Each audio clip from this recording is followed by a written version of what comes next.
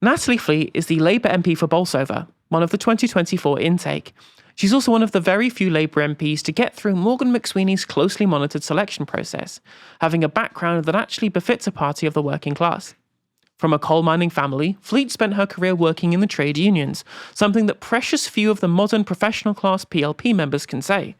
And luckily with that comes the ability to speak her mind, which she did in a recent podcast interview with Ollie Dugmore for the New Statesman.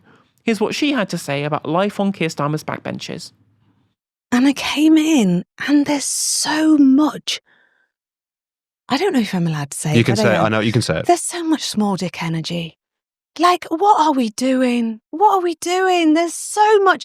The briefings, the nonsense. And there is a country that is desperate for us to deliver, that's trying to buy Christmas presents and having to pull back and don't know, do they buy the Christmas present for their baby that they really want to, or is that going to put them into their overdraft, or are they already in their overdraft and they can't afford it? I went to my hairdresser this week and she told me she's had the slowest November she's ever had. This cost of living crisis is being felt across this entire country, and we're doing something about it. Special educational needs kids are being let down in my area by the newly elected Reform Council, because the Tories had created such a special educational needs crisis before that. There is so many issues when you look at constituents that can't get appointments or are left on the floor waiting for 14 hours, waiting for an ambulance. We are tackling the NHS. We are doing so much to sort the cost of living. We are making our country a place that you can be proud to live in and raise your children in again. We're making sure that children, our young people, I'm talking about my adult children, if they rent, they can be protected while they do so, and they might even be able to buy. We are a country of hope and aspiration, and I get that my constituents are frustrated and I'm frustrated, and I get why the Parliamentary Labour Party is frustrated too. I get why the journalists are all over it. It must be great for you. I mean, the stories just write themselves. Whether we're replacing the Prime Minister or not, is, these stories, the sources must come to you. It's like an open talk. Who's it going to be? And then you've got like think tanks having polls all about it. All I ever think is of those children in my community, the next generation of Natalies that are scared and they're cold, and they need a government that delivers for them, and not a government that is only ever interested in playing games and getting one over the other.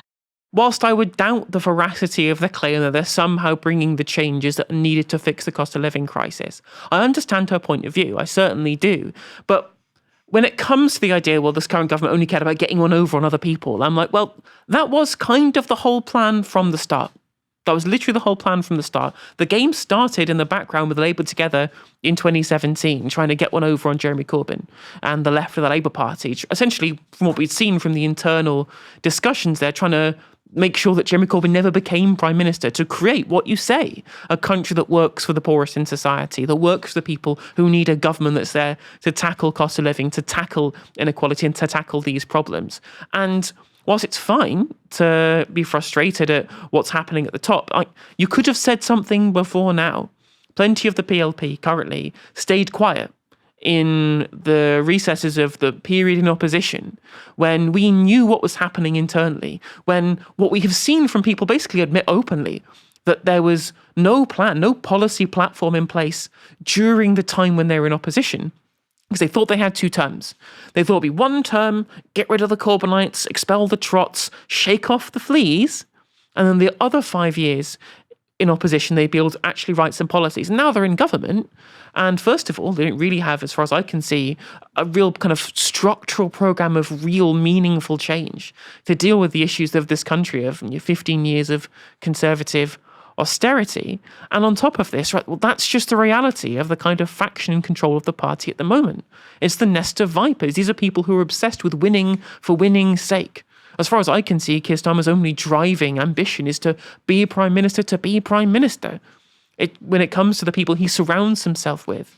He surrounds himself with a cadre of people whose only concern is trying to get one over on people, trying to chase the next headline, and try and do whatever's best for the spin doctors and to keep journalists in the lobby on side, rather than what's best for the country. Because if they were trying to do the latter, clearly from what I can see, they've not done a very good job.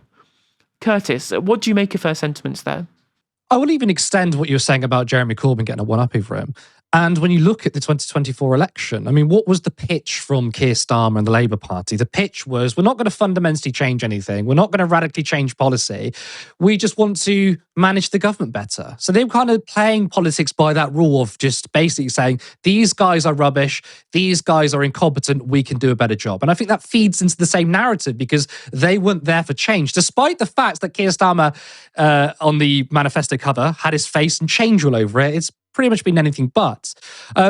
You're absolutely right when it comes to the politicking around Keir Starmer and Morgan McSweeney, the way they treat not just Jeremy Corbyn, but the entirety of the left. And I think it was Maureen Glassman who admitted on BBC after he smeared Jeremy Corbyn, admitted on TV that yes, like the first sort of 5 years in opposition was to get rid of the left, fundamentally make the party undemocratic, get rid of any sort of power from the membership, which they've largely done. And yes, the second 5 years in opposition was coming up with policies. Now, to me, that's utterly insane. The entire point of being in a political party, the entire point of wanting to be in government is to enact policies to make change. But that was seconds in terms of priorities. That wasn't their priority for Morgan McSweeney and Keir Starmer. It was destroying the left. And of course, when it comes to Keir Starmer, his position is untenable now. He's probably going to be replaced by Wes Streeting, and the circus continues going. Let's take Fleet's comments. I mean, I kind of agree and disagree. I mean, first of all, Fleet, I think, is probably one of the least worst Labour MPs. She's slightly of the better cohort compared to those at the top of the party. It's worth noting that she has always been against the two-child benefit cap. However, that's a bloody low bar, isn't it? To be against the two-child benefit cap. I mean, so bad that even Rachel Reeves has now scrapped it and saying, look how good we are. So it's not a high bar. But I don't think she's like one of the actual worst. But I do think her criticism of small dick energy falls a little bit flat. Now, where I agree, yes, most people in parliaments have small dick energy. And the reason why I say that is because I think small dick energy is cozying up to corporations. I call them being bitches for capital. Cozying up to the US and the Washington lobby and the Israeli lobby, and not standing up to ethnic cleansing and genocide. That's small dick energy.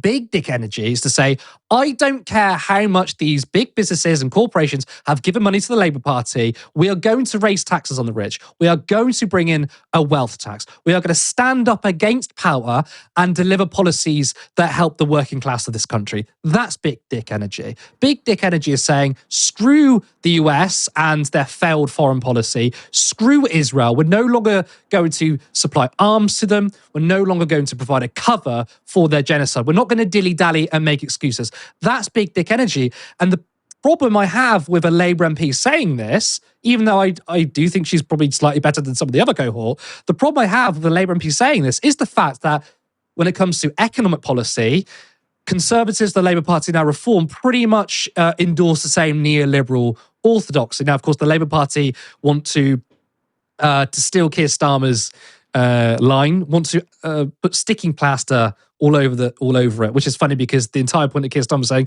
I don't endorse sticking plaster politics. They want to tinker around the edges. They don't want to fundamentally change the political and economic system. And I think the fact that the Labour Party for decades, apart from a 4-year period between 2015 and 2019, largely endorsed that message. That's small dick energy. When it comes to foreign policy, it is the complete uni party. There is no delineation when it comes to foreign policy between the Conservatives and the Labour Party. And I think completely agreeing on that is also small dick energy. So I definitely agree that the theatrics of politics is kind of pathetic, but that is the political system we kind of live in.